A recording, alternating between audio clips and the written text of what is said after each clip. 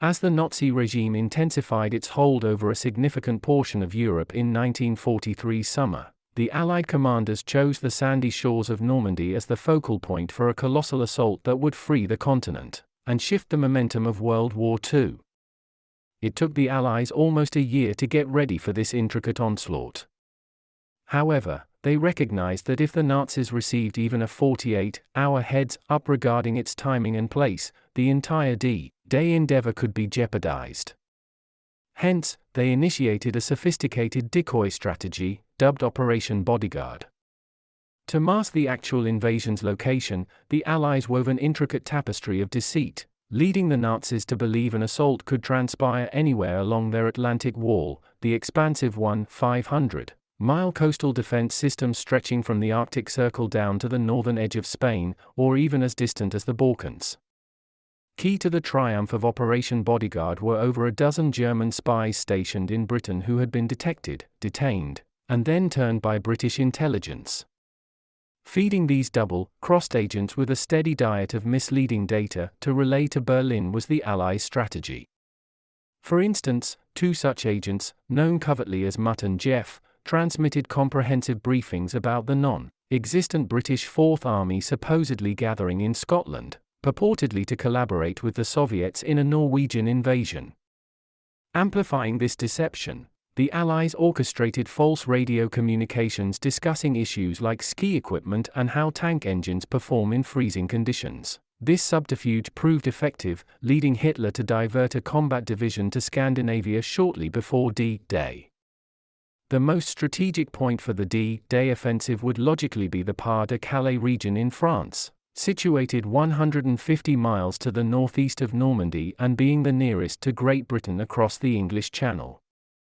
While the Allies had ruled out this location due to its formidable fortifications, being the most reinforced section of the Atlantic Wall, their intent was to keep the Nazis believing they'd opt for the most direct channel crossing. To project the illusion of an immense military accumulation in southeast England, the Allies orchestrated a largely fictitious army unit, the 1st U.S. Army Group, under the command of George Patton. The Nazis deemed Patton the Allies' most competent general, making him the plausible choice to spearhead a cross-channel assault. Endless hours of fabricated radio chatter concerning troop and equipment relocations were aired by the Allies, and marriage announcements for non-existent soldiers appeared in regional papers. They hoodwinked Nazi surveillance flights by crafting mock planes and a flotilla of imitation landing crafts, made from canvases stretched over metallic structures near the Thames estuary. Inflatable replicas of Sherman tanks were also showcased, being shifted to varied sites nocturnally, while rollers were employed to mimic the tire impressions they would ordinarily leave. With Allied cryptographers having cracked Germany's covert codes, they were aware that the Nazis had bought into the ruse as D-Day neared. In the period preceding the invasion, the Allies intensified their air raids on Pas-de-Calais, further diverting Nazi attention. Lieutenant M.E. Clifton James, a lesser-known Australian actor with an uncanny likeness to Bernard Montgomery, was hired to imitate the prominent British general.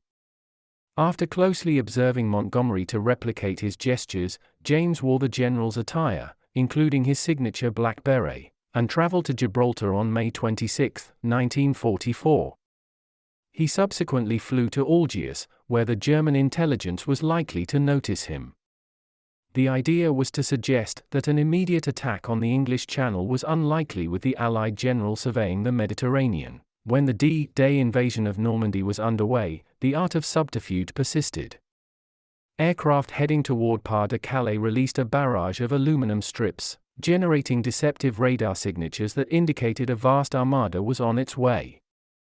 Elsewhere, aircraft distant from Normandy released numerous fake paratroopers equipped to mimic gunshots and grenade explosions upon impact.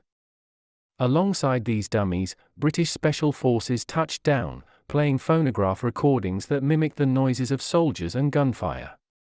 However, the deceptions of Operation Bodyguard didn't conclude on June 6, 1944. 3 days post-D-Day, Juan Pujol Garcia, a Spanish entrepreneur and one of Britain's most prized double agents, relayed to Berlin that the Normandy assault was just a diversion. He indicated the principal offensive was still in the offing, with the First Army set to launch an attack on Pas-de-Calais.